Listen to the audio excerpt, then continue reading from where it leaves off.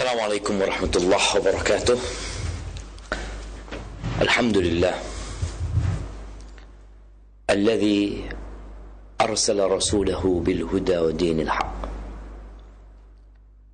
liyudhhirahu 'ala ad-din kullihi walau karihal musyrikun. Wassalatu wassalamu ala sayyidina wa maulana Muhammadin wa ala alihi wa ashabihi ajma'in, amma ba'd. Kembali kita berjumpa di malam insyaallah 19 Jumadal Ula 1444 Hijriah. Ya, habis Jumadal Ula, Jumadal Akhirah, Rajab, Sya'ban, Ramadan. Allahumma ballighna Ramadan. Semoga Allah menyampaikan kita ke bulan Ramadan. Akhi ukhti rahimakallah, kembali kita akan berbincang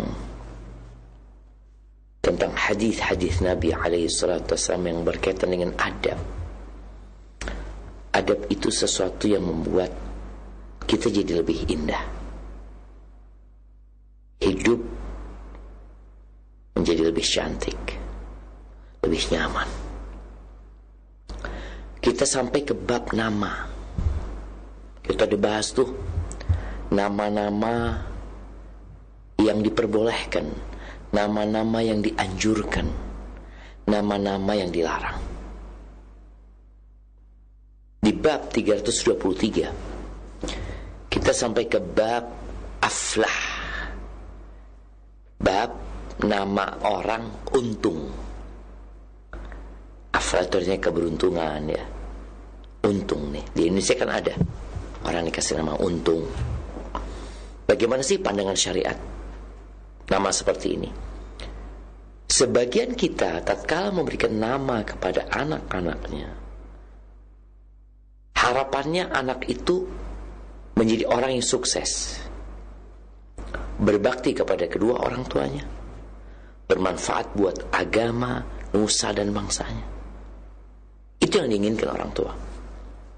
Sehingga sebagian orang tua perlu capek dan lelah kadangkala dalam rangka mencarikan nama buat anaknya. Karena boleh jadi nama yang salah berdampak kepada kehidupan anak itu. Karena jangan sampai kita mengatakan apa arti sebuah nama. Lah, nama punya arti. Nama adalah doa dan harapan. Di bab 323 ini berkaitan dengan nama aflah, Al-Imam Bukhari menyebutkan dua hadis. Yang pertama beliau mengatakan haddatsana Umar bin Hafs qala haddatsana Abi qala haddatsana Al-A'mash qala haddatsana Abu Sufyan an Jabir عن النبي صلى الله عليه وسلم إن عشت نهيت أمتي إن شاء الله أن يسمي أحدهم بركة ونافعا وأفلح ولا أدري قال رافع أم لا يقال ها هنا بركة فيقال ليس ها هنا بركة فقبض النبي صلى الله عليه وسلم walam yanha an dhalik. Kemudian di hadis selanjutnya Imam Bukhari mengatakan haddatsana al-Makki qala haddatsana Ibn Jurayj an Abi Zubair sami'a Jabir ibn Abdullah yaqulu arada an-nabiy sallallahu alaihi wasallam an yanha an yusamma biya'la وببركة ونافع ويسار وأفلح ونحو ذلك ثم سكت بعد عنها فلم يقل شيئا. Ana akan bacakan makna hadis ini. Imam Bukhari mengatakan telah mengajarkan kepada kami Umar ibn Hafs, dia berkata telah mengajarkan kepada kami. Bapakku, dia berkata telah mengajarkan kepada kami. Ini bapaknya mengatakan telah mengajarkan kepada kami. A'mash mengatakan telah mengajarkan kepada kami. Abu Sufyan dari Jabir bin Abdullah, sahabat Nabi radhiyallahu ta'ala anhuma, dari Nabi alaihi salatu wassalam, bahwa beliau bersabda, apabila aku hidup, berarti beliau pada waktu mengatakan itu ajalnya udah dekat. Beliau merasakan tidak lama lagi beliau akan meninggal dunia. Niscaya aku akan melarang umatku, insya Allah. Ini penting. Nabi tidak memastikan, tapi beliau mengatakan apabila Allah berkehendak, aku akan melarang. Melarang apa? Seorang di antara mereka memberikan nama dengan barokah. Siapa namanya? Barokah. Dengan nafi'. Yang nafi' ini artinya yang bermanfaat, manfaat ya. Aflah, untung tadi. Rafi', tinggi. Tapi dia katakan aku nggak tahu apakah beliau mengatakan rafi' atau tidak. Masalahnya apa? Dikatakan apakah di sini ada barokah? Maka dikatakan nggak ada barokah di sini. Barokah sedang tidak ada di sini. Ini membuat orang merasa susah ketika dikatakan nggak ada barokah. Ditanya, ada manfaat di sini? Nafi'. Hahuna nafi'. Ada nafi' nggak? Nggak ada nafi'. Artinya nggak ada manfaat. Aflah. Apa dikatakan momennya? Aflah. Untung ada nggak di sini? Nggak ada untung. Loh, kalau nggak ada untung, yang ada apa? Rugi. Beliau ingin melarang dikarenakan nama-nama ini dapat mengantarkan kepada perasaan sial. Tapi kata Jabir bin Abdullah, beliau meninggal dunia dan belum melarang. Beliau ingin melarang. Di hadis yang kedua dari bab ini, nomor 834, Imam Bukhari mengatakan telah mengajarkan kepada kami Al-Makki. Dia berkata telah mengajarkan kepada kami Ibnu Jurayj. Ibnu Jurayj meriwayatkan dari Abu Zubair. Abu Zubair mendengar Jabir bin Abdullah berkata, aradan Nabi sallallahu alaihi wasallam, Nabi sallallahu alaihi wasallam berkeinginan untuk melarang orang memberi nama dengan ya'la, dia tinggi, barokah, nafi', manfaat, yasar, kemudahan, aflah, keuntungan atau untung, atau nama-nama yang mirip dengan itu. Kemudian beliau diam setelah itu dan tidak mengatakan apa-apa. Jamaah rahimakumullah, di sini disebutkan bahwa Jabir bin Abdullah meriwayatkan yang dia ketahui, bahwa Nabi alaihi salatu wassalam meninggal dunia dan beliau belum menyampaikan larangan itu. Beliau hanya berkeinginan. Tapi ternyata di dalam Sunan Abi Dawud ada riwayat dari Samurah bin Jundab. Apa kata Samurah bin Jundab? Anna Rasulullah sallallahu alaihi wasallam qala. Samurah meriwayatkan bahwa Rasulullah sallallahu alaihi wasallam berkata, la tusammiyanna ghulamaka yasaran wala rabahan wala najihan wala aflah. Nabi mengatakan alaihi salatu wasallam, jangan beri nama budakmu itu dengan nama yasar. Yasar, mudah, keluasan namanya. Kenyamanan juga disebut yasar. Rabah, keuntungan. Najih, sukses, kesuksesan. Aflah, untung. Karena apa? Karena kalau engkau kasih nama dengan itu, engkau akan berkata, athammahu, ada aflah nggak di sini? Ada untung nggak di sini? Nggak ada. Ada barokah nggak? Nggak ada. Dikatakan nggak ada gitu. Ini sekedar nama, tapi membuat seorang dapat berperasaan sial ketika dia bertanya tentang orang yang dia inginkan, ternyata nggak ada. Dan namanya itu memiliki makna yang bagus sebenarnya. Jadi para ulama menyebutkan bahwasanya Jabir ketika meriwayatkan bahwa Nabi SAW berkeinginan untuk melarang, tapi Jabir sampai Nabi meninggal dunia SAW, dia belum pernah dengar Nabi melarang. Tapi ternyata Nabi sudah pernah melarang lewat riwayat Abu Dawud tadi, Samurah bin Jundab radhiyallahu taala anhu. Jadi larangannya itu larangan gak sampai tingkatan haram. Karena buktinya Nabi SAW punya budak yang masuk dalam nama-nama yang Nabi ingin melarang, tapi ternyata sampai meninggal dunia budak itu namanya gak dirubah sama Nabi SAW. Ini yang akan kita baca di bab selanjutnya. Bab selanjutnya ini bab robah. Bab robah, sama robah sama aflah ini mirip ya, namanya keuntungan, artinya untung. Imam Bukhari mengatakan, haddatsana Muhammad ibn al-Muthanna qala haddatsana Umar ibn Yunus ibn al-Qasim qala haddatsana Ikrimah an Simak Abi Zamil qala haddatsana Abdullah bin Abbas رضي الله عنهما قال حدثني عمر بن الخطاب رضي الله عنه قال لما اعتزل النبي صلى الله عليه وسلم نساءه فإذا أنا برباه غلام رسول الله صلى الله عليه وسلم فناديت يا رباه استأذن لي على رسول الله صلى الله عليه وسلم. Ini jemaah, ada satu pembahasan yang menarik ya. Anak akan baca hadisnya lebih lengkap. Nah, di sini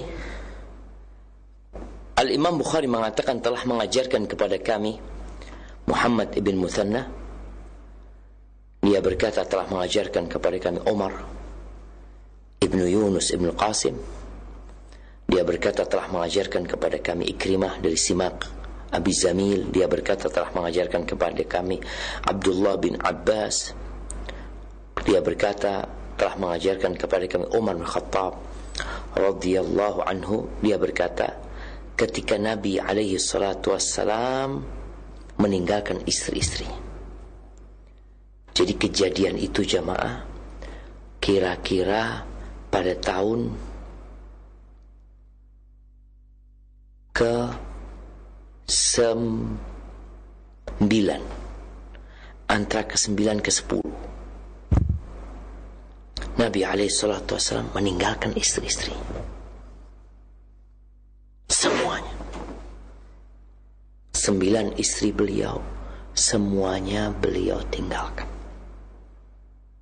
Disebutkan akhirnya beliau tinggal ya di sebuah rumah kecil di dalam kebun. Di situ ada air. Nabi SAW menetap di situ selama 1 bulan. Nggak boleh ada sahabat yang masuk. Ya Nabi sholat kemudian balik ke sana, nggak balik ke rumah istri-istri. Sholat Nabi kembali ke sana.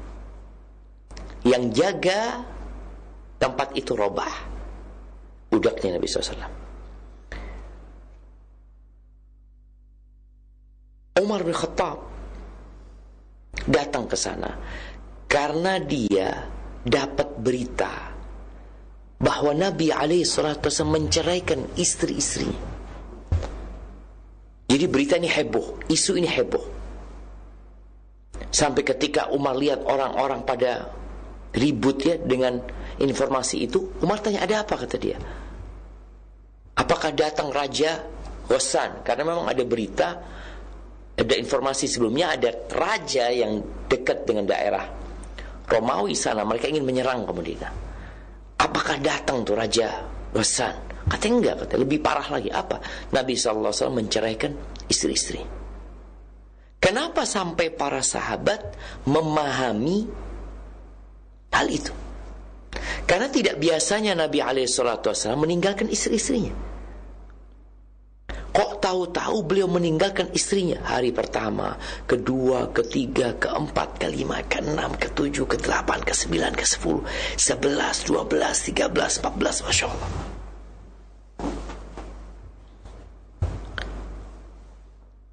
Satu bulan, 29 hari Nabi meninggalkan istri.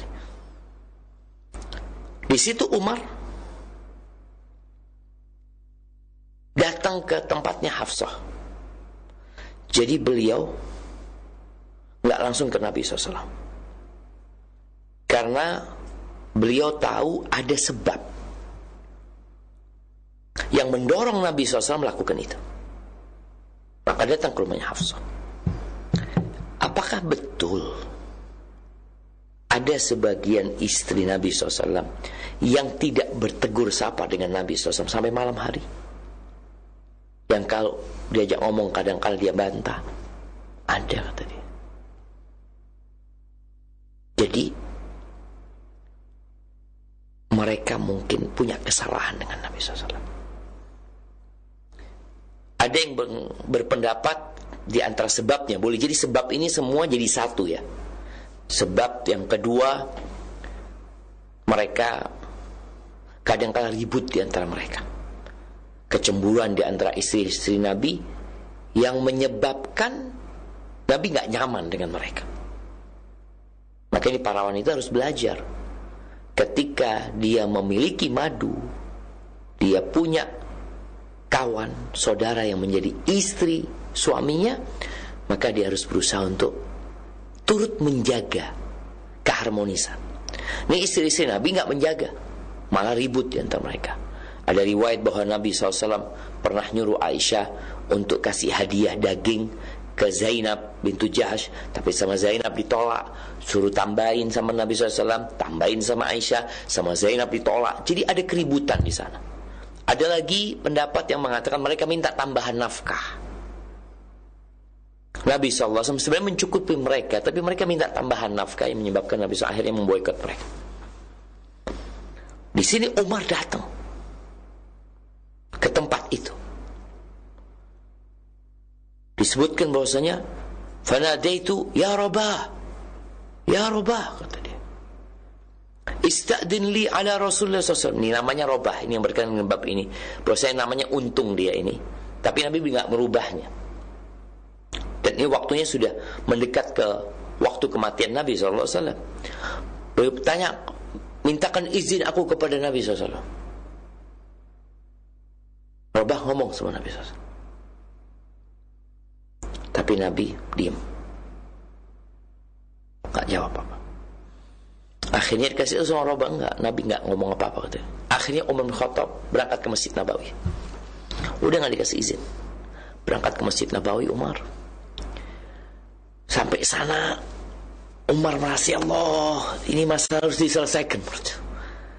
Ganjel banget di hatinya Umar, karena kecintaan dia kepada Rasul SAW.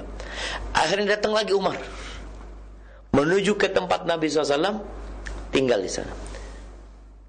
Maka dia panggil lagi, ya Rabah, Rabah, mintakan. Umar mengangkat suaranya biar Nabi dengar. Mintakan izin buat aku kepada Nabi SAW.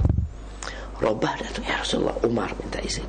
Nabi diam, gak jawab. Rabah turun lagi mengatakan, ya Umar, Nabi diam, gak jawab apa-apa. Akhirnya Umar balik lagi ke masjid, kumpul sama sahabat di sana ya. Tapi Umar kepikiran, jadi beban ya buat Umar bin Khattab radhiyallahu anhu. Akhirnya Umar balik lagi, ya Rabah, mintakan izin kepada Nabi SAW.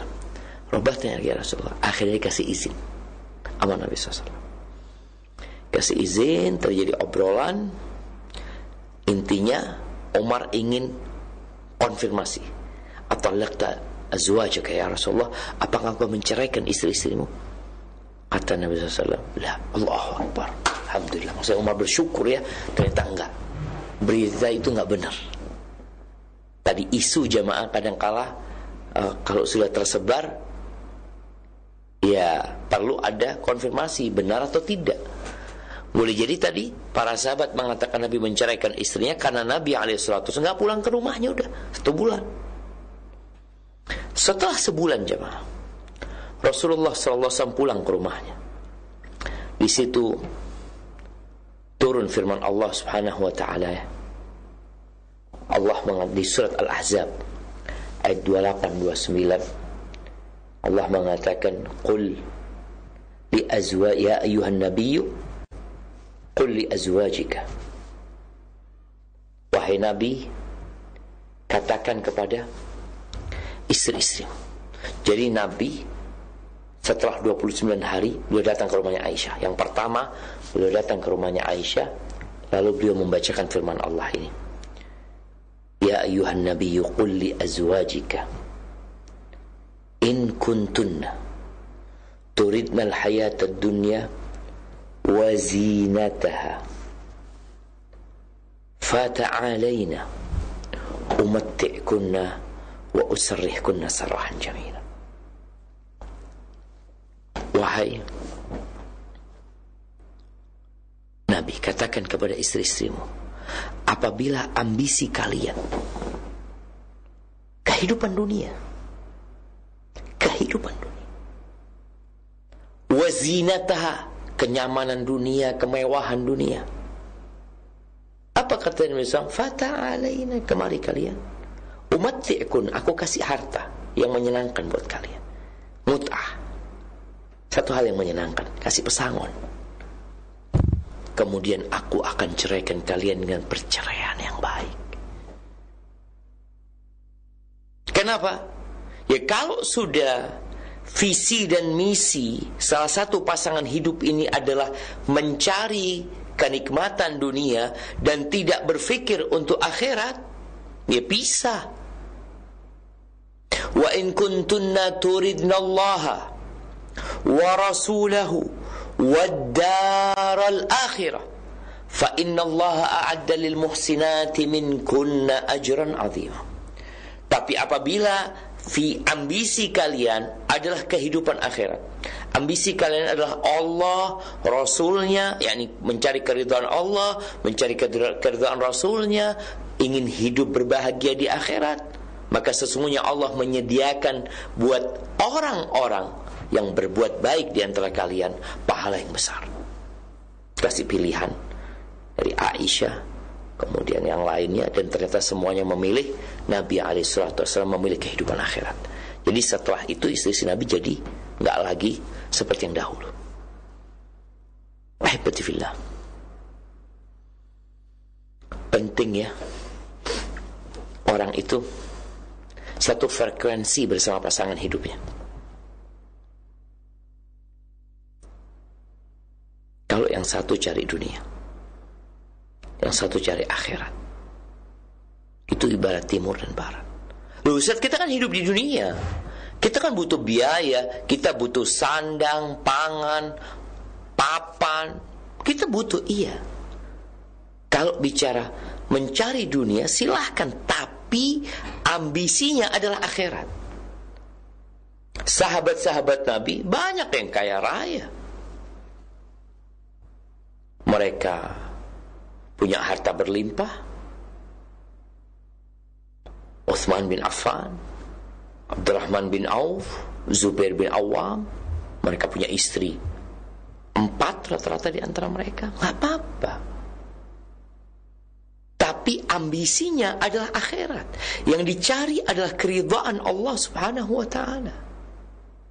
Namun kalau salah satu pasangan hidup sibuk mencari dunia, diajak ibadah nggak mau, diajak kajian nggak mau, sholat nggak mau, yang ada fulus, diajak bener nggak mau, nggak bisa. Doa kita apa? Rabbana atina fid dunya hasanah. Kita minta kebahagiaan di dunia. Nah, wa fil akhirati hasanah, dan kita minta kebahagiaan di akhirat. Wa qina adzaban nar, dan selamatkan kami dari api neraka. Jadikan kehidupan dunia ini sebagai ladang menuju ke akhirat. Kehidupan dunia hanya sekedar jembatan menuju ke akhirat. Kalau sudah semua sibuk mengkoleksi tas, koleksi ini, koleksi ini, mau dibawa di mana koleksi itu coba? Engkau beli untuk kebutuhan silahkan, tapi kadang-kadang orang sudah sibuk menjadi kolektor, mati ditinggal semuanya. Bahkan kadang-kadang ada yang dipakai sama dia, hanya sekedar koleksi. Maka kalau ingin rumah tangganya harmonis, perlu serius. Dan Nabi serius, gak main-main. Kalau harus bercerai, bercerai. Bahkan Nabi mengatakan, Allah suruh ya, Allah yang menyuruh Nabi. Kalau ambisi kalian dunia, kemewahan dunia, ya udah, pisah, cerai. Iya. Bukankah perceraian itu sebuah amalan yang disukai oleh iblis? Iya. Tapi perceraian yang karena Allah dicintai sama Allah. Perpisahan yang hanya karena emosi sesaat, hanya karena marah, hanya karena masalah yang remeh, boleh jadi digodain syaitan. Tapi perceraian karena Allah, karena yang satu gak mau diajak bersama menuju surga, ya tentu Allah ridhain. Bahkan Nabi SAW mengatakan bahwasanya tali keimanan yang paling kokoh itu adalah cinta karena Allah, benci karena Allah. Nabi tidak memandang kepada kecantikan mereka, kepada fisik mereka, enggak, sudah. Yang dipandang adalah tujuan hidup untuk apa? Tinggalnya. Oh, gimana dengan anak-anak? Allah yang ngurusin. Allah Azza wa Jalla yang nanggung kehidupan mereka. Kalau sudah pasangan hidupnya, dan ini nasihat ya. Ada sebagian wanita yang mempertahankan pernikahannya padahal tahu suaminya nggak sholat, suaminya berzina, suaminya makan haram. Dia pertahankan rumah tangganya demi anak-anaknya, bukan demi Allah Azza wa Jalla.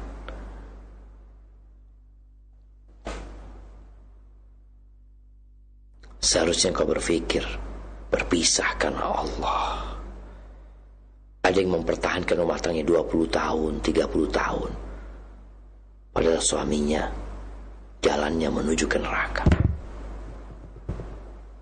Sebaliknya ada yang seperti itu. Cuma kalau harus berpisah, berpisah. Tapi ingat karena Allah SWT. Apa yang akan terjadi? Wa man yattaqillaha yaj'al lahu makhrajan. Barang siapa yang bertakwa kepada Allah, maka Allah akan berikan solusi, jalan keluar. Wa yarzuqhu min haitsu la yahtasib. Dan Allah akan kasih rezeki dari arah yang tidak disangka-sangka. Wa man yatawakkal 'ala Allah fahuwa hasbuh. Barang siapa yang bergantung kepada Allah, menyerahkan kepada Allah, Allah yang akan mencukupi. Sebagian orang berpikir, apa kata orang kalau bercerai nanti? Apa katanya ini? Oke, manusia akan berkata, mereka akan berkomentar, dan kita tahu bagaimana orang suka komentar, sehingga komentar itu bisa jadi ribuan komentar di salah satu konten yang dibuat oleh manusia. Tapi pernahkah kau berpikir, apa kata Allah Azza wa Jalla? Tahu 8 miliar orang komentar buruk, tapi Allah mengatakan kau baik dan benar yang kau lakukan. Apa urusanmu sama 8 miliar manusia? Mereka semua tercipta dari tanah dan akan balik jadi tanah. Mereka tidak akan dapat memberikan manfaat kepadamu, sebagaimana mereka tidak bisa memberikan mudarat kepadamu kecuali Allah menghendakinya untukmu. Ya, ini bab robah. Ada cerita tadi bahwasanya Umar bin Khattab memanggil budak Nabi SAW dengan mengatakan ya robah, dan ini di akhir hayat Nabi SAW. Nabi tidak merubah nama budaknya. Berarti nggak apa-apa, tapi lebih baik diganti gitu. Tidak sampai tingkatan haram, hanya kan ditakutkan mengantarkan ke tadi perasaan sial ya, ketika namanya dicari mana untung, nggak ada untung gitu. Orang kan berpikir Allah untung nggak ada ya, ditakutkan itu aja. Baik, kita masuk ke bab 325. Bismillah, ana izin minum dulu.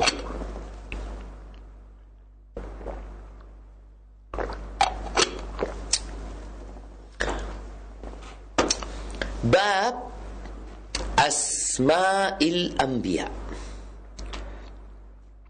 Bab nama-nama para nabi.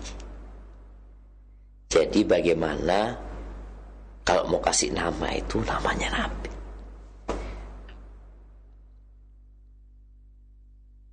Kita kadang-kala berpikir mau cari nama yang aneh, nama yang gak ada yang punya di kota itu. Kalau namanya nabi kan semua pada pakai. Baik. Di sini Al-Imam Bukhari menyebutkan ada 5, itu 2, ada 6. Enggak betul 5. Ada 5 hadis yang berkaitan dengan bab ini. Beliau mengatakan telah haddatsana Abu Nuaim qala haddatsana Dawud ibn Qais qala haddatsani Musa ibn Yasar sami'tu Abu Hurairah 'anil Nabi sallallahu alaihi wasallam qala tasammu bismi wa la takannu bi kunyati fa inni ana Abul Qasim. Di sini Imam Bukhari mengatakan telah mengajarkan kepada kami Abu Nuaim. Dia berkata telah mengajarkan kepada kami Dawud ibn Qais. Kita lihat ya, di sanad hadis ini ada Dawud, itu namanya Nabi, Dawud ibn Qais. Dia berkata telah mengajarkan kepada aku siapa? Musa. Ini perawi hadisnya pakai nama Nabi, Musa bin Yasar. Dia berkata aku mendengar Abu Hurairah radhiyallahu ta'ala anhu meriwayatkan dari Nabi alaihi salatu wassalam, beliau mengatakan, berilah nama dengan namaku, jangan memberikan kunyah dengan kunyahku. Sesungguhnya aku adalah Abul Qasim. Ya. Di sini Al-Imam Bukhari menyebutkan hadis bahwa Nabi alaihi salatu wassalam menyuruh kita pakai nama Muhammad SAW. Namanya Nabi Muhammad, namanya Nabi Ahmad. Sehingga jangan heran kalau di Indonesia atau di negara lain banyak orang nama awalnya itu Muhammad, Muhammad Abdul Fattah, Muhammad Abdul Azim, Muhammad Sulaiman, Muhammad siapa, Muhammad.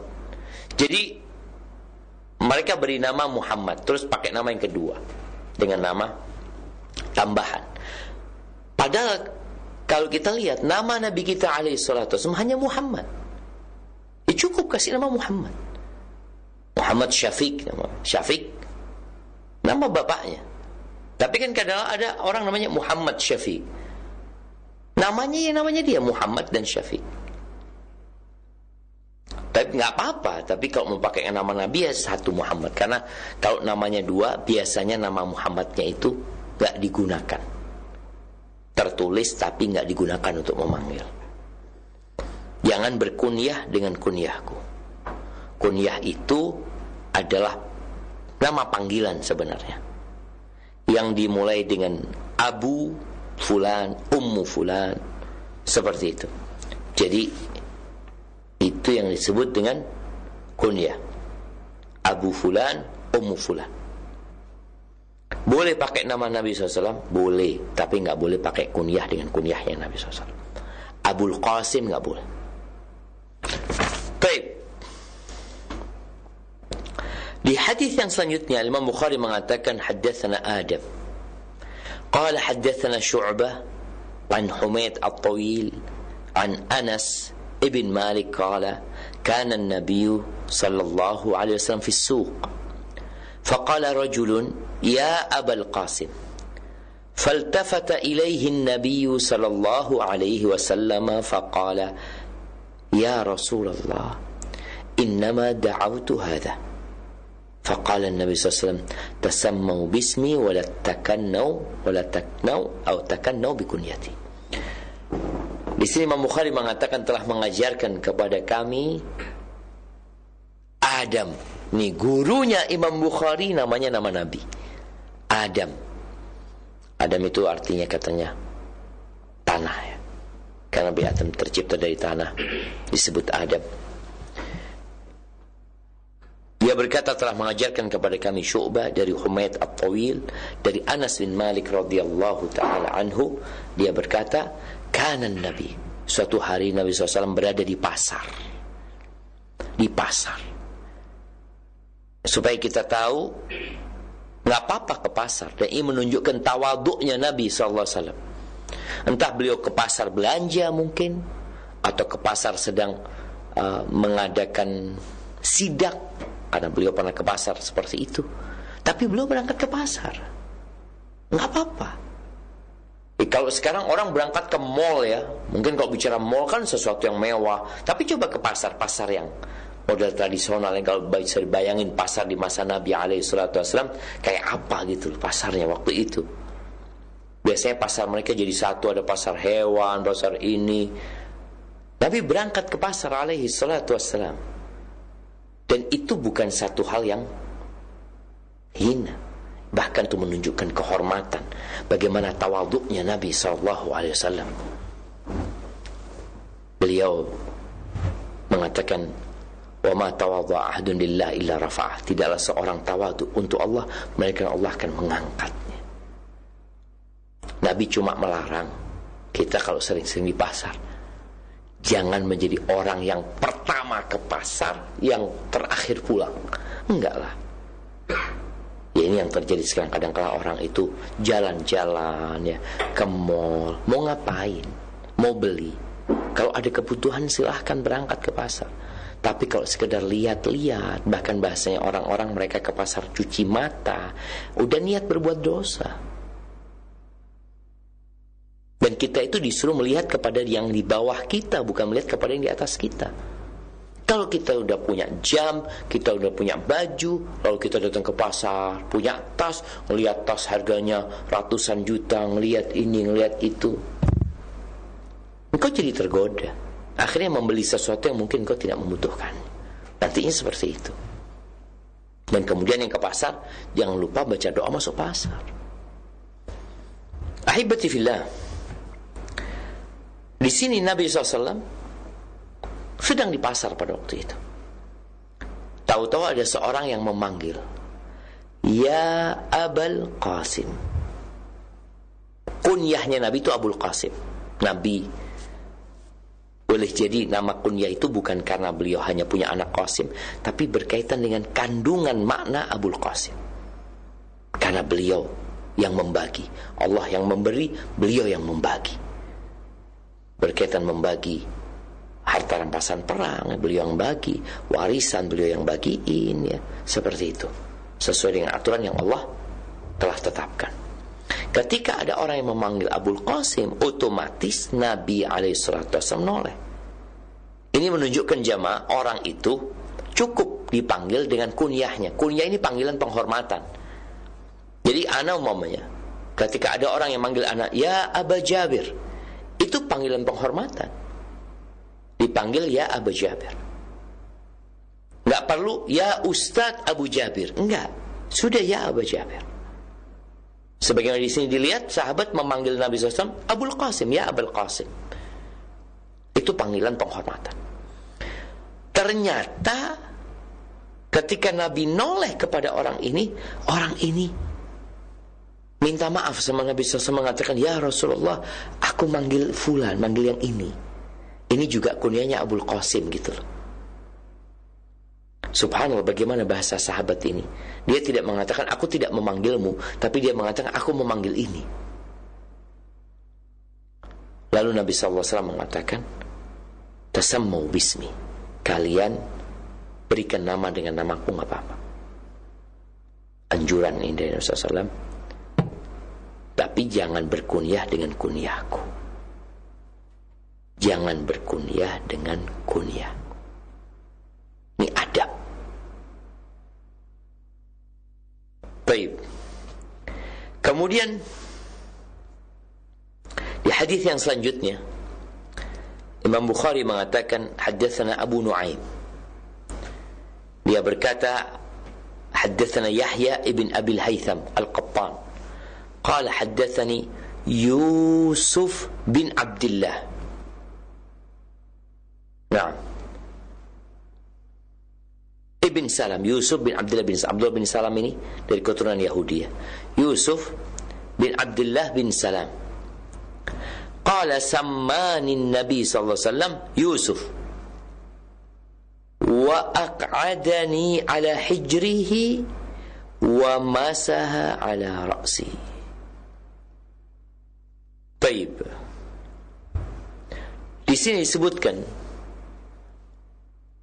bahwa Yusuf bin Abdullah bin Salam ini mengatakan kepada Yahya bin Abil Haytham bahwa yang kasih nama aku itu, yang kasih nama aku Yusuf itu Nabi sallallahu alaihi wasallam. Kasih nama Yusuf. Nama Nabi SAW. Kemudian aku didudukkan di pangkuan Nabi SAW. Wa aq'adani ala hijri wa masaha ala ra'si. Dan Nabi mengusap kepalaku. Ini adab ya.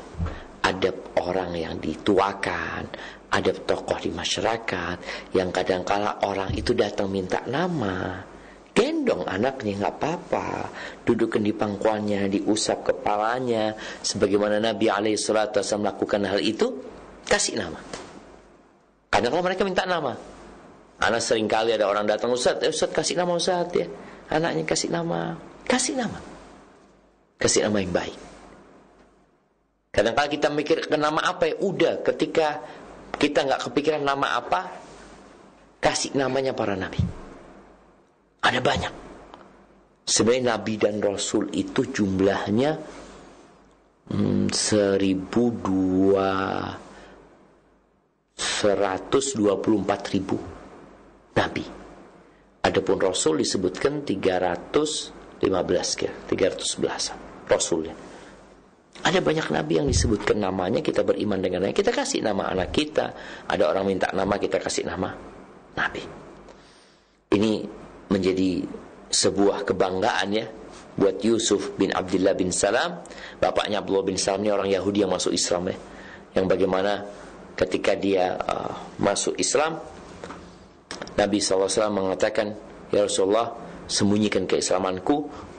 Orang-orang Yahudi ini orang-orang yang tukang tipu ya, pendusta, pengkhianat. Nanti kalau mereka tahu, mereka nggak akan lagi percaya siapa aku di kalangan mereka. Nah, dipanggil sama Nabi SAW. Abdullah bin Salam ini sembunyi di balik pintu, balik tabir. Nabi bertanya kepada mereka alaihissalatu wassalam, kepada orang-orang Yahudi ini yang ada di kota Madinah, menurut kalian Abdullah bin Salam itu orang yang seperti apa? Oh, sayyiduna wa ibnu sayyidina wa khairuna wa ibnu khairina. Oh, dia adalah tokoh kami dan anaknya tokoh kami, orang yang terbaik di antara kami, putra orang yang terbaik di antara kami. Mereka memuji dan menyanjung Abdullah bin Salam. Lalu Nabi bertanya kepada mereka, di mana menurut kalian kalau dia masuk Islam? Oh, gak mungkin dia masuk Islam. Gak mungkin. Keluarlah Abdullah bin Salam. Ya ma'syarul Yahud, katanya, ini Nabi yang kalian tunggu. Kalian tahu sama dia. Oh, kata orang Yahudi, ini orang yang terburuk di antara kami. Dan anaknya orang terburuk. Keluarga buruk dia semua. Subhanallah jemaah.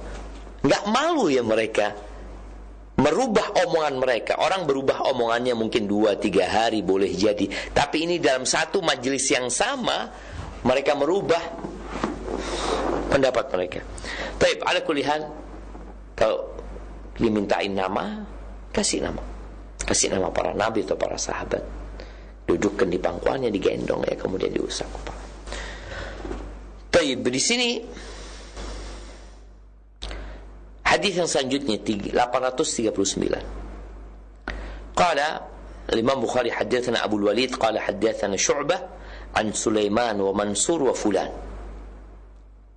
Sami'u Salim ibn Abil Ja'ad an Jabir ibn Abdullah qala wulida li rajulin minna min al-ansar ghulamun wa arada an yusammiyahu Muhammadan. فقال شعبة في حديث منصور إن الأنصار قال حملته على أنقي فأتيت به النبي صلى الله عليه وسلم. وفي حديث سليمان ولد له غلام فأراد أن يسميه محمدا قال تسموا باسمي ولا تكنوا بكنيتي fa inni innama ju'iltu qasiman aqsimu bainakum. Qala Husain bu'ithu qasiman aqsimu bainakum. Imam Bukhari mengatakan telah mengajarkan kepada kami, Abdul Walid dia berkata telah mengajarkan kepada kami Syu'bah, dia meriwayatkan di Sulaiman, Mansur dan satu orang lagi, disebutkan namanya Qatadah. Mereka bertiga mendengar dari Salim ibn Abil Ja'ad. Salim meriwayatkan dari Jabir bin Abdullah. Jabir ini dari kalangan Ansar, dia mengatakan telah dilahirkan anak seseorang dari kalangan Ansar. Maka orang itu yang punya anak ingin memberikan nama anaknya Muhammad. Apa kata Syu'bah di hadis Mansur, bahwasanya orang Ansar itu berkata, aku membawa anak itu di leherku dan aku mendatangi Nabi alaihi salatu wassalam. Dibawa nih ke Nabi sallallahu alaihi wasallam. Di hadis Sulaiman, riwayat Sulaiman, telah dilahirkan seorang anak dan orang itu yang punya anak ingin memberikan nama Muhammad. Lalu apa kata Nabi SAW? Tasammau bismi, silahkan kalian memberikan nama dengan namaku, tapi jangan memberikan kunyah dengan kunyah, karena aku itu diutus sebagai qasim, membagikan di antara kalian. Beliau, apa yang beliau bagi? Yang beliau bagi adalah warisan, dibagikan kepada para pemiliknya. Beliau membagi harta rampasan perang, beliau membagikan zakat yang datang, dibagikan kepada orang-orang yang membutuhkan. Jadi di sini nama Qasim itu bukan sekedar nama anak Nabi SAW, tapi berkaitan dengan kandungan makna tersebut, bahwasanya beliau adalah yang membagi. Jadi nggak boleh orang pakai kunyah dengan Qasim, Abul Qasim ya, walaupun setelah meninggalnya Nabi SAW. Ini kalau melihat sisi pandang larangan itu karena makna, bukan karena Nabi sedang hidup. Berarti kalau Nabi sedang hidup nggak boleh pakai Abul Qasim, kalau udah meninggal boleh. Ada sebagian berpendapat seperti itu, tapi pendapat yang lebih kuat bahwasanya beliau adalah Qasim, bukan karena punya anak Qasim, tapi beliau adalah memang yang membagikan. Baik, ahibati fillah, di hadis yang terakhir di bab ini, bab memberikan nama dengan nama para nabi, Imam Bukhari mengatakan telah mengajarkan kepada kami Muhammad ibn al-Ala, dia berkata telah mengajarkan Abu Usamah an Barid ibn Abdullah bin Abi Burdah an Abi Musa. Masya Allah, kita lihat di sini siapa gurunya Imam Bukhari, namanya Muhammad. Tapi lihat Muhammad bin Ala, Muhammad saja namanya. Ala nama bapaknya, bukan Muhammad Qasim atau Muhammad Solihin. Enggak, Muhammad saja. Telah mengajarkan kepada kami, katanya Usama, dari Buraid ibn Abdullah dari Abi Burdah, dari Abi Burdah dari Abu Musa. Ini Musa adalah nama Nabi. Qala wulida li ghulamun, katanya Abu Musa al-Ash'ari, telah dilahirkan anak buat aku. Fa ataitu bihin Nabi sallallahu alaihi wasallam, kemudian aku datang membawa anak itu kepada Nabi SAW. Fasammahu Ibrahim, kemudian dikasih nama Ibrahim. Al-Imam Nawawi menyebutkan bahwasanya hadis ini menunjukkan diperbolehkannya memberikan nama ketika anak itu lahir. Dikasih nama siapa? Ibrahim. Fahannakahu bitamratin, ditahnik dengan kurma. Nabi ambil kurma, makan sampai lembut, kemudian diambil kurma itu yang udah lembut di mulut Nabi SAW, lalu diletakkan di langit-langit mulut anak ini. Wa da'alahu bil barakah, dan Nabi mendoakan berkah buat anak ini. Wa dafa'u ilayya, kemudian anak itu dikembalikan kepada aku. Wa kana akbar waladi Abi Musa, dan Ibrahim itulah anak terbesar anaknya Abu Musa. Jadi Abu Musa ini gelarnya Abu Musa, tapi anak yang terbesar adalah Ibrahim. Jadi nggak apa-apa orang nggak menggunakan nama anak terbesarnya sebagai kunyah, atau boleh jadi sebelum punya anak kunyahnya sudah Abu Musa. Ada orang kepingin kalau dia punya anak dikasih Musa, ternyata Nabi SAW ngasih nama Ibrahim. Dan Nabi SAW ketika punya anak beliau kasih nama Ibrahim. Maka buat yang bingung memberikan nama, tadi fulan kasih nama Yusuf, ini kasih nama Ibrahim, nanti kasih nama Yaqub, Yahya, Isa, Daud, Sulaiman, Musa, Harun, Nuh, Hud, Saleh, Syuaib umpamanya, Ismail, ada banyak nama, Sulaiman, sehingga kita punya banyak pilihan. Artinya kalau antum mau punya anak 25, udahlah cukuplah 25 anak, insyaallah laki, sisanya perempuan umpamanya. 25 anak itu pakai nama Nabi semuanya. Barakallahu fiik. Insyaallah mungkin kita cukupkan sampai di sini. Insyaallah pada pertemuan yang akan datang kita akan membahas bab hazan. Bab hazan. Bab nama hazan. Hazan itu artinya keras kepala, susah. Ini juga ada nama-nama para sahabat yang akhirnya harus diganti dengan Nabi SAW. Mungkin kita cukupkan sampai di sini. Kita masuk ke sesi tanya jawab. Ana kembalikan ke teman-teman di studio Raja Pusat. Jazakumullah khair. Jazakallahu khairan kami sampaikan kepada Ustaz Dr. Syafiq bin Riza Basalamah MA Hafizahullah Ta'ala yang telah membimbing kita dalam mengkaji kitab Al-Adabul Mufrad karya Imam Al-Bukhari rahimahullah ta'ala. Dan untuk selanjutnya dalam sesi tanya jawab, kita akan coba angkat pertanyaan yang telah masuk melalui pesan WhatsApp di nomor 0819896543 dan juga insyaallah melalui line telepon di 0218236543. Baik Ustaz, pertanyaan pertama kita angkat melalui pesan WhatsApp dari Bapak Hasan di Nusa Tenggara Timur. Ingin bertanya Ustaz, bolehkah nama Syafiq Ustaz untuk anak perempuan Ustaz? Kebetulan anak perempuan saya namanya Syafiq. Mau diganti anaknya sudah SMA Ustaz, karena khawatir nanti repot mengurus ganti nama di ijazah dan dokumen lainnya. Bagaimana solusinya Ustaz? Apakah diperbolehkan nama Syafiq untuk perempuan? Mohon penjelasannya Ustaz. Masya Allah, Masya Allah. Ya jemaah, barakallahu fiik. Jadi sebenarnya ada nama-nama yang bisa dipakai laki perempuan, tapi ada nama yang lebih untuk orang laki. Contohnya tadi Syafiq. Anak namanya Syafiq. Anak punya adik perempuan namanya Syafiqah. Jadi kalau perempuan itu tambahi Syafiqnya ditambahi A, Syafiqah atau Syafiqah. Jadi mungkin kalau tadi dikatakan nggak mau dirubah, ya udah kadung namanya seperti itu. Tinggal nama panggilannya nggak dirubah. Jadi ketika dia mengenalkan diri namanya Syafiqah umpamanya. Karena itu lebih kepada nama perempuan ya.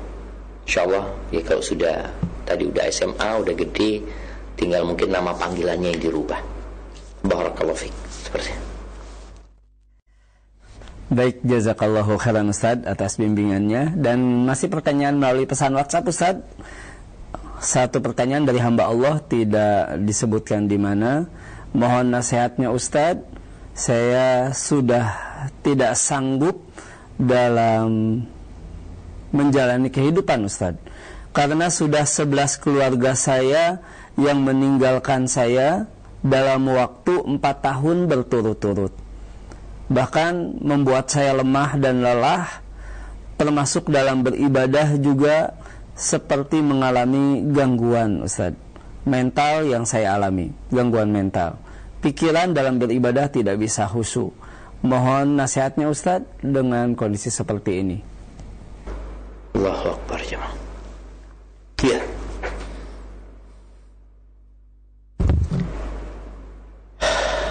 Ada banyak musibah yang menimpa manusia, yang menyebabkan dia kehilangan orang-orang yang dia cintai.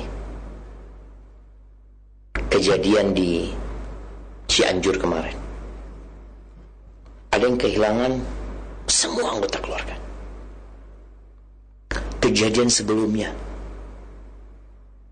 ketika terjadi tsunami Aceh, dalam satu waktu dia kehilangan bapak, kakak, kakek, anak, ibu, semuanya habis. Sebagian mereka berangkat haji, pulang sudah nggak ada lagi la rumah, wala kendaraan, wala harta. Dunia ini tempat ujian. Ada sedikit kesenangan di dunia. Allah katakan kul mata'ud dunya qalil, dikit kesenangan dunia. Yang ada bala. Maka Allah Azza wa Jalla mengatakan di surat Al-Baqarah, wala nabluwannakum bi syai'in minal khawfi wal ju'i wa naqsin minal amwali wal anfusi wal thamarat wa basyiris sabirin. Kata Allah, kami benar-benar akan memberikan ujian kepada kalian, bala. Seperti apa modelnya?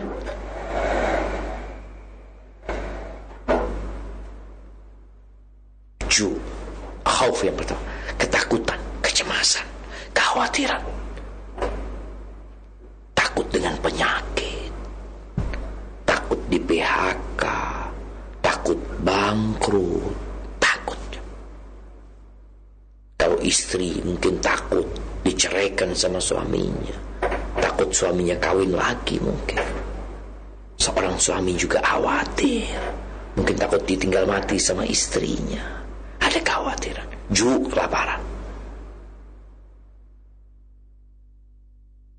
Kemudian wanaksin minal amwal, kekurangan harta, gaji yang gak cukup, kontrakan rumah belum bayar, SPP anak-anak belum lunas, kurang, mau daftar kurang, ya ini kurang, untuk ini kekurangan harta. Wal anfus, ditinggal mati orang-orang yang dia cintai, ditinggal pergi sama mereka.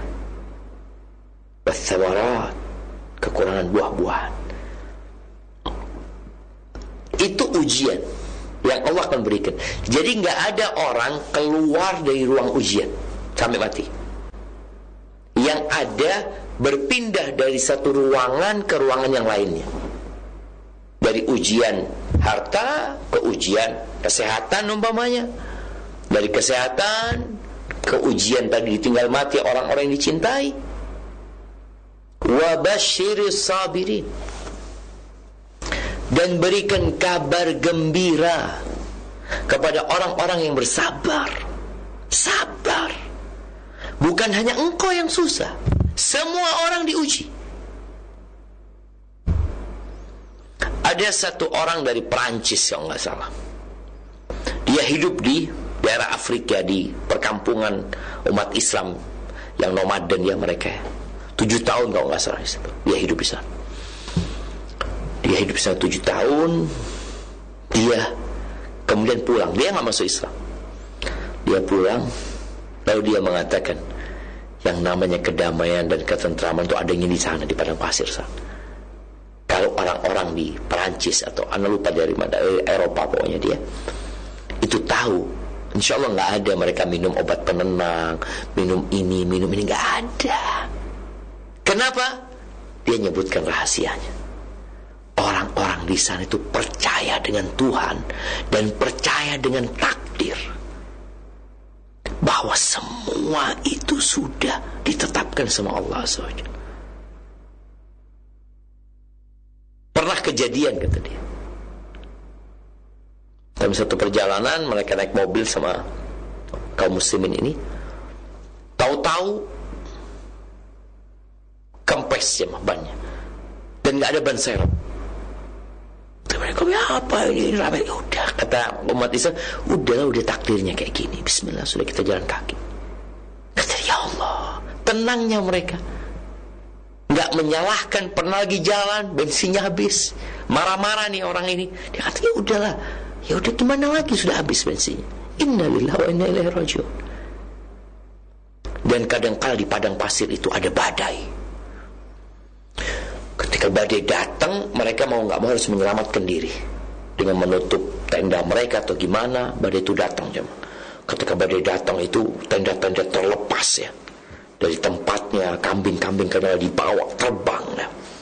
Ketika pergi selesai, badai itu pasti berlalu. Di mana engkau lihatlah badai, banjir pasti berlalu. Longsor, gempa pasti berlalu. Itu ujian sesaat. Sabar enggak engkau?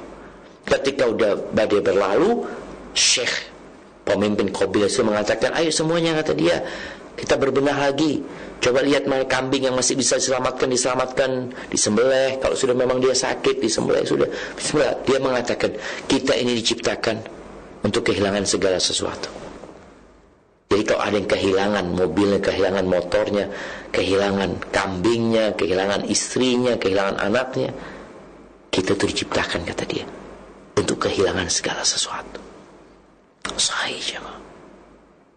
Suatu hari engkau akan sendirian. Engkau akan kehilangan pekerjaanmu. Engkau akan kehilangan keluargamu. Engkau akan kehilangan hartamu. Engkau akan kehilangan kenyamananmu. Engkau akan kehilangan kesehatanmu. Engkau akan kehilangan jabatanmu, kedudukanmu. Engkau diciptakan untuk kehilangan sesuatu. Engkau dikeluarkan dari perut ibundamu gak bawa apa-apa. Pakaian pun gak ada. Akan kembali ke kuburan seperti itu. Maka wabashir sabirin, berikan kabar gembira kepada orang-orang yang sabar. Siapa sih orang yang bersabar itu? Alladzina idza asabathum musibatun qalu inna lillah. Apabila mereka terkena musibah, mereka mengatakan, kami sesungguhnya milik Allah. Kami milik Allah. Bukan engkau yang milik Allah, tapi kami semuanya milik Allah. Kehilangan orang tuanya, ucapannya sama, kami milik Allah. Bapakku, kami milik Allah. Bukan cuma dia yang milik Allah. Bukan cuma hartanya, kami. Badan ini, tubuh ini, raga ini, jiwa ini, ruh ini, innalillah.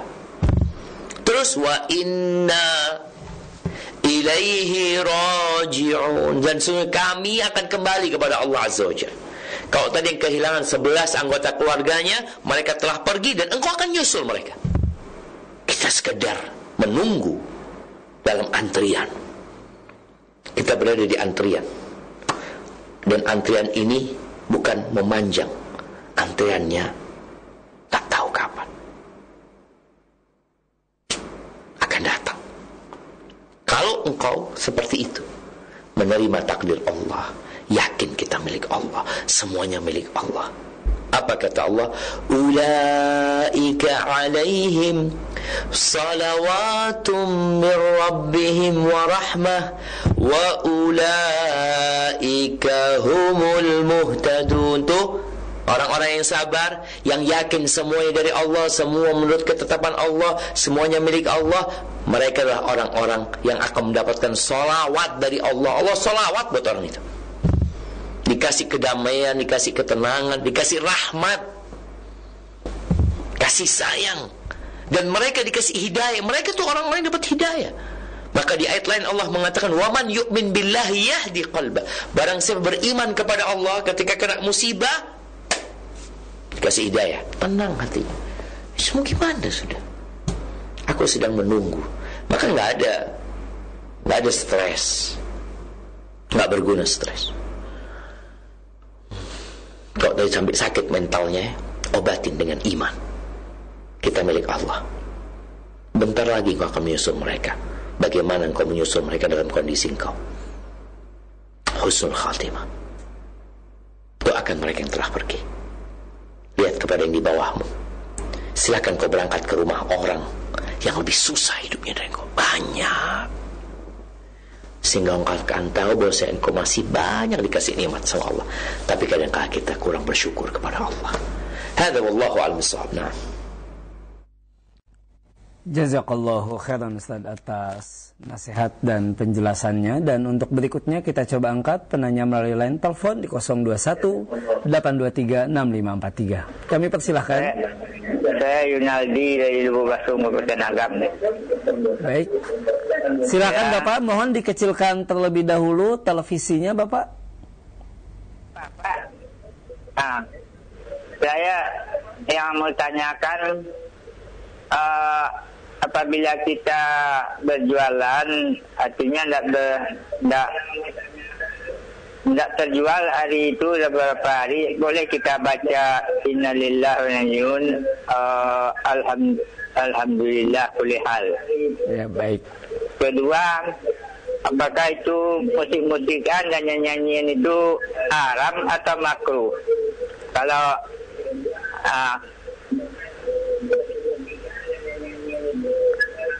Baik. Itu saja ya, Bapak. terima kasih warahmatullahi wabarakatuh. Waalaikumsalam warahmatullahi wabarakatuh. Tafadhol Ustaz.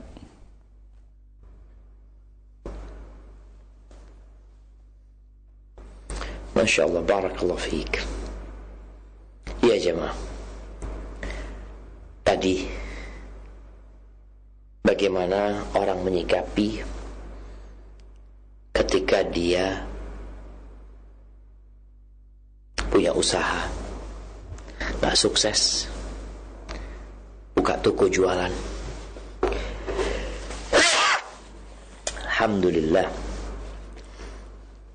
ya yahdikumullah subhanakum, ya buat yang membacakan yarhamukallah. Baik, kembali ke pertanyaan. Dia buka toko jualan, gak ada yang beli, apakah boleh dia mengatakan inna lillahi wa inna ilaihi raji'un? Nah, kan tadi ujiannya kelaparan, ujiannya kekurangan harta, ada pemasukan. Sehingga ketika kita tahu dengan kondisi kita sekarang, kita kembali kepada Allah. Allah yang kasih rezeki, Allah yang berbagi, kita hanya berusaha. Alhamdulillah ala kulli hal. Ya, Nabi SAW kalau ya dalam kondisi yang kurang nyaman, beliau mengatakan tetap pujian bagi Allah, alhamdulillah ala kulli hal. Sehingga hidup ini menjadi tenang. Tapi kalau dia menggerutu, mengeluh, apalagi sampai muncul perasaan buruk sangka sama Allah Azza wa Jalla, menderita hidup dia, walaupun nanti dia dapat harta. Tapi tatkala dia mengatakan inna lillahi wa inna ilaihi raji'un, sesungguhnya kami milik Allah dan kami akan kembali kepada Allah Azza wa Jalla, ini sebuah ungkapan, pernyataan berlepas diri dia. Kita milik Allah gitu, kasih rezeki Allah, ada cuma usaha. Jadi nggak apa-apa, Bapak baca inna lillahi wa inna ilaihi raji'un. Dan nasihat anak buat teman-teman yang tiap pagi habis subuh tuh baca doa, Allahumma inni as'aluka ilman nafi'an wa rizqan tayyiban wa amalan mutaqabbala. Ya Allah, aku memohon kepadamu ilmu yang bermanfaat, ilmu nafi'an, wa rizqan tayyiban, dan rezeki yang baik, wa amalan mutaqabbala, dan amalan yang diterima. Baik, kemudian pertanyaan yang kedua berkaitan dengan musik dan nyanyian. Ahibati fillah, cukup lama ya kita itu hidup tenggelam dengan musik, rock, dangdut, pop ya. Kita disuguhin hal itu di televisi kita, di jalanan, di bis. Bahkan kita tahu dulu bis yang laris itu bis yang full musik, full musik, nanti ada video, macam-macam tuh. Sehingga orang merasa itu jadi hiburan. Ketika ada yang ngasih tahu musik itu haram, sebagian kita jadi bingung gitu loh. Padahal sebenarnya berkaitan dengan hukum musik ini, memang mungkin ada dua pendapat para ulama. Yang satu mengharamkan, yang satu membolehkan. Namun kalau kita merujuk kepada imam 4 madhab, Al-Imam Abu Hanifah, Al-Imam Malik, Al-Imam Syafi'i, Al-Imam Ahmad, bahkan ulama-ulama madhab itu pun mereka berpendapat musik itu haram berdasarkan hadis-hadis Nabi dan ayat-ayat Quran. Kalau bicara hadis Nabi SAW, Nabi mengatakan la ya'tina 'ala an-nasi zamanun, akan datang satu masa kepada manusia di mana orang-orang itu yastahilluna al-hira wal khamra wal harir wal ma'azif. Akan datang di mana orang-orang itu akan menghalalkan perzinaan, menghalalkan khamr, menghalalkan sutra bagi laki-laki, dan menghalalkan alat-alat musik. Mereka memandang itu hal yang halal. Akan datang satu masa seperti itu. sehingga mereka menggunakan yang kita lihat ya biduan-biduan. Kadangkala ada orang sedang ibadah atau pulang dari melaksanakan ibadah haji, dia undang penari ular, dia undang penari dangdutan dengan erotis ya, yang membuat orang lupa dari Allah Azza wa Jalla. Itu dianggap wajar. Padahal 4 mazhab itu berpendapat nggak boleh. Tapi tadi Ibnu Hazm ada yang mengatakan boleh, sedangkan kita ini mazhabnya Syafi'i. Coba dilihat bagaimana pendapat Imam Syafi'i, sehingga orang lebih berhati-hati. Itu yang Anda tahu. Wallahu a'lam bishawab. Allahu khairan Ustaz atas penjelasannya. Dan untuk berikutnya Ustaz, pertanyaan kembali melalui pesan WhatsApp dari Aji di Sukabumi, ingin bertanya Ustaz terkait dengan menggunakan nama Nabi. Ustaz, bolehkah menggunakan nama-nama Nabi Bani Israel seperti Samuel, Daniel, Yosya dan lain-lain Ustaz, karena nama Nabi tersebut identik dengan nama orang Nasrani? Mohon penjelasannya, jazakumullahu khairan. Masya Allah, barakallahu fiik. Tapi yang pertama jamaah berkaitan dengan nabi-nabi Bani Israel, kita perlu memastikan apakah benar itu adalah nabi-nabi. Kalau memang disebutkan dalam hadis yang sahih, maka kita beriman dengan nabi tersebut dengan nama yang disebutkan. Karena beriman dengan para nabi ini dan rasul itu ada beriman secara global. Amana rasulu bima unzila ilaihi min rabbi wal mu'minun kullun amana billahi wa malaikati wa kutubihi wa rusulihi la nufarriqu baina ahadin min rusulihi. Kita tidak membeda-bedakan antara rasul-rasul Allah. Kita beriman dengan semuanya. Cuma yang disebutkan dalam Al-Quran kan itu ada 25 nabi dan rasul. Tapi sekarang kalau ada nabi menyebutkan alaihi salatu wasallam nabi selain yang disebutkan, kita beriman dengan nama itu. Kalau disebutkan Daniel, apakah disebutkan dalam hadis yang sahih umpamanya Yusha umpamanya bin Nun yang mendampingi Nabi Musa alaihissalam, mungkin juga Khadir, apakah dia nabi apa bukan, diperselisihkan. Kalau memang nama itu sahih, maka boleh dipakai. Walaupun dikatakan itu kan identik dengan orang Nasoro. Iya, kalau bicara orang Nasoro, kasih nama anaknya siapa? Yusuf, Yosef, mereka kasih nama Yusuf, mereka kasih nama anaknya. Abraham, Ibrahim, mereka kasih nama itu. Kemudian Yunus, Yohanes, mungkin mereka gunakannya. Cuma kita berusaha untuk menggunakan yang bahasa Arab. Terus Daud, mereka sebut David umpamanya, Nabi Daud alaihissalatu wassalam. Jadi insya Allah nggak ada masalah. Yang penting nama tersebut bisa dipastikan dalam riwayat yang saya memang nama Nabi. Atau kalau enggak, kan tadi disebutkan kasih nama itu yang maknanya baik, yang namanya bagus. Hadza wallahu a'lam bishawab. Jazakallahu khairan Ustaz atas penjelasannya. Dan untuk berikutnya kembali kita angkat pertanyaan melalui line telepon. Kami persilahkan. Iya, silakan. Ya, assalamualaikum Ustaz. Waalaikumsalam warahmatullahi wabarakatuh. Dengan siapa di mana Bapak? Bapak Hadi di Kota Kisaran, Asahan, Sumatera Utara. Baik, silakan Bapak. Jazakallah khair. Ustaz, izin bertanya. Di surat An-Nisa 17, sesungguhnya bertaubat kepada Allah itu hanya pantas bagi mereka yang melakukan kejahatan karena tidak mengerti. Kemudian segera bertobat, maka tobat mereka itulah yang diterima Allah. Allah itu Maha Pengampun, Maha Mengetahui, Maha Bijaksana. Pertanyaan saya, apakah di luar dari itu yang dosa yang bagaimana yang diampuni sama Allah tadi itu Pak Ustaz? Baik. Apakah setelah dia mengerjakan atau sekedar menjauhkan diri dari dosa-dosa gitu, perbuatan yang mengakibatkan dosa? Hanya itu aja Pak Ustaz. Jazakallah khair. Assalamualaikum warahmatullahi. Waalaikumsalam warahmatullahi wabarakatuh. Tafadhol Ustaz. Masya Allah. Barakallahu fiik. Nah, Masya Allah jemaah, pertanyaan yang menarik ya berkaitan dengan tobat ya. Karena sudah menjadi tabiat manusia berbuat dosa. Kullu bani Adam khata', kata Nabi SAW. Semua anak Adam itu suka berbuat dosa. Khata'. Wa khairul khata'in at-tawwabun. Dan sebaik-baiknya orang yang melakukan kesalahan adalah yang bertobat kepada Allah SWT. Tadi Bapak yang pertama menyebutkan surat An-Nisa ayat 17 ya, di mana Allah menyebutkan tentang tobat itu seperti apa.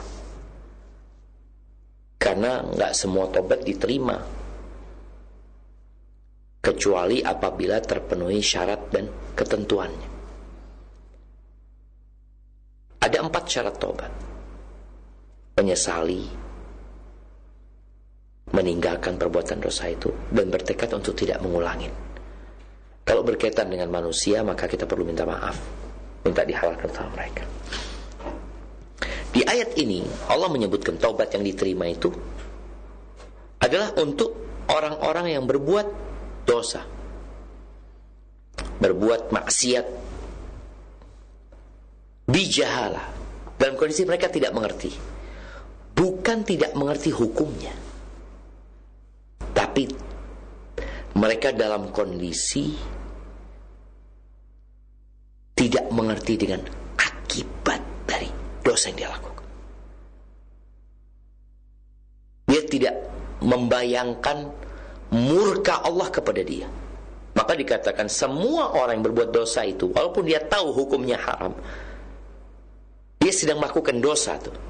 Dia sedang lupa atau nggak sadar, nggak ngerti dengan akibat dari dosa yang dia lakukan. Seorang yang mencuri, kalau tahu dia bakal dipotong tangan, kok bakal dipotong loh tangannya bentar lagi. Dia nggak jadi dia mencuri sebenarnya. Tapi karena ketika dia mencuri nggak kebayang tuh dia bakal dipotong tangannya. Ketika orang berbuat dosa nggak kebayang dia itu akan diberikan hukuman, maka akhirnya dia melakukan dosa itu. Maka setelah itu nyesal dia. Kemudian dia bertobat kembali kepada Allah min qarib, dalam waktu yang dekat. Di sini waktu yang dekat ini sebelum mati. Jadi ya ini juga penting, jangan menunda-nunda tobat. Karena orang kalau bicara menunda-nunda tobat, dikhawatirkan hatinya tertutup sehingga dia mati belum bertobat nantinya. Karena dosa ini menyisakan atau meninggalkan nokta hitam dalam dada. Itulah orang yang diterima sama Allah. Tapi di ayat yang ke-18 disebutkan tobat itu akan diterima buat orang yang melakukan dosa sampai datang kematian baru dia mau tobat. Enggak. Jadi intinya kita berusaha kalau bicara bagaimana supaya tobat kita diterima sama Allah SWT, ya kita bertobat dengan cara menyesali, meninggalkan dosa itu, menjauhinya, bertekad untuk tidak mengulanginya, kemudian memperbanyak amal soleh tentunya. Karena dengan harapan orang itu kalau berbuat dosa akan melahirkan dosa, berbuat baik, kebaikan akan melahirkan kebaikan. Hadza wallahu a'lam bissawab. Jazakallahu khairan Ustaz atas nasihatnya. Dan untuk berikutnya Ustaz, pertanyaan terakhir kita di kesempatan interaktif malam hari ini, pertanyaan dari seorang akhwat di Rokan Hulu, Riau Ustaz. Pertanyaannya Ustaz, saya sudah berusia 37 tahun, belum menikah, dan karir saya juga tidak dalam kesuksesan. Saya terkadang merasa rendah diri dan membandingkan diri dengan wanita yang telah sempurna hidupnya. Tolong beri nasihat saya Ustaz, dan juga yang seperti saya. Tafadhol Ustaz. Masya Allah, barakallahu fiik. Ya, kembali ya, hidup ini ujian dari Allah Azza wa Jalla. Alladzi khalaqal mauta wal hayata liyabluwakum ayyukum ahsanu amala. Dialah Allah yang menciptakan kematian dan kehidupan untuk menguji siapa di antara kalian yang paling baik amalannya. Bukan siapa yang menikah, siapa yang tidak menikah, tapi yang paling baik amalannya. Kita tahu ada orang-orang yang mungkin sampai mati gak menikah. Seharusnya dia menikah, iya, cuma mungkin dia gak ketemu jodohnya. Ada yang seperti itu. Tapi kalau dia sabar menerima takdir Allah SWT, maka dia akan menjadi yang terbaik. Karena tadi orang yang bersabar dikasih kabar gembira. Dan nasihat ana buat yang tadi mungkin dia dalam kehidupan rumah tangga belum sukses ya, kemudian kalau melihat perempuan yang sudah menikah, kerjaannya bagus, kadang-kadang kita beranggapan ya Allah senang banget dia. Belum tentu ya, belum tentu. Semua orang itu ada bala dan ujian.